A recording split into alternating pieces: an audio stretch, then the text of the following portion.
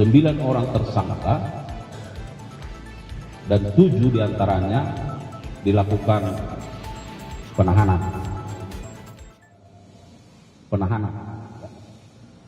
terhadap seorang tersangka berinisial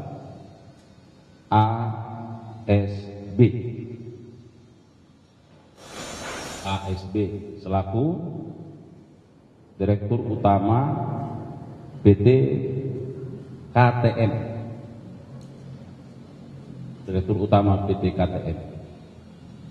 Perlu kami sampaikan bahwa beberapa waktu yang lalu yang bersangkutan telah pernah diperiksa sebagai saksi dalam perkara ini. Kemudian penyidik melakukan pemanggilan ulang terhadap yang bersangkutan, tetapi tidak hadir karena alasan sakit. Dan beberapa orang lainnya ketika itu menghadiri surat panggilan dari penyidik dan ditetapkan 9 orang tersangka dan 7 diantaranya dilakukan penahanan.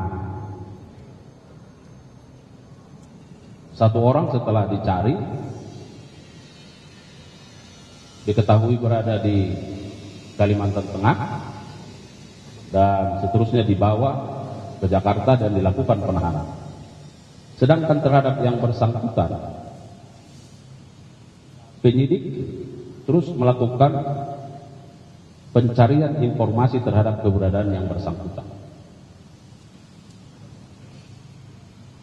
Dari berbagai informasi yang diperoleh bahwa yang bersangkutan ternyata sakit karena jatuh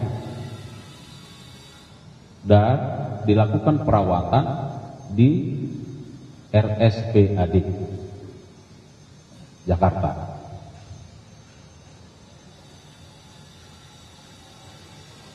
Oleh dokter diberi kesempatan dilakukan tindakan observasi sampai tanggal 4 Februari 2025, berarti kemarin ya.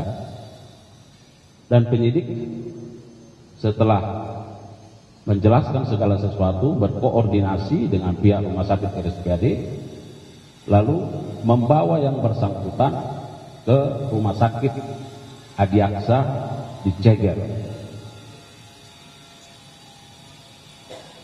Dan juga setelah dilakukan pemeriksaan, yang bersangkutan hari ini dibawa untuk diperiksa sebagai tersangka oleh penyidik. Dan pada malam hari ini yang bersangkutan oleh penyidik ditetapkan untuk dilakukan penahanan selama 20 hari ke depan, yang akan ditahan di Rutan Salemba Cabang Kejaksaan Agung berdasarkan surat perintah penahanan nomor 10 tanggal 5 Februari 2025. Rekan-rekan media, bahwa sebagaimana kita telah pahami bersama, beberapa waktu yang lalu juga Direktur Penyidikan sudah menyampaikan tentang kasus posisinya. Perlu juga kami sampaikan penegasan bahwa apa yang menjadi peran dari yang bersangkutan, ya. Pada tanggal 7 Juni 2016, tersangka ASB selaku Direktur Utama PT KTM mengajukan permohonan persetujuan impor raw sugar sebanyak 110.000 ton. Selanjutnya atas permohonan tersebut, Menteri Perdagangan, yaitu tersangka TTN, menerbitkan persetujuan impor gula kristal mentah untuk diolah menjadi gula kristal putih kepada PT yang bersangkutan dengan surat persetujuan impor nomor 04 dan seterusnya tanggal 14 Juni 2016 tanpa melalui pembahasan Rakortas Kemenko Perekonomian yang menyetujui impor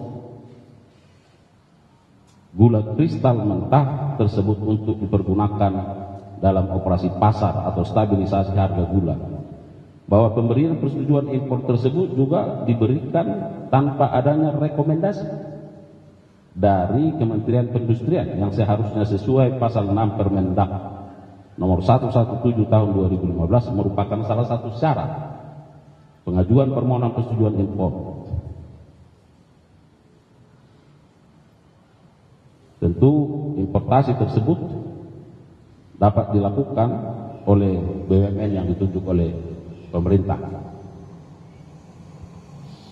Terkait dengan kerugian keuangan negara, saya kira sudah juga pernah disampaikan kepada media, ya, bahwa kerugian keuangan negara sebesar 578 miliar lebih, dan terhadap yang bersangkutan dikenakan pasal sangkaan sebagaimana diatur di dalam pasal 2 ayat 1 atau pasal 3 junto pasal 18 Undang-Undang nomor 31 tahun 99 junto 20 2001 tentang pemberantasan tindak pidana korupsi junto pasal 55 ayat 1 ke 1 KUH pidana.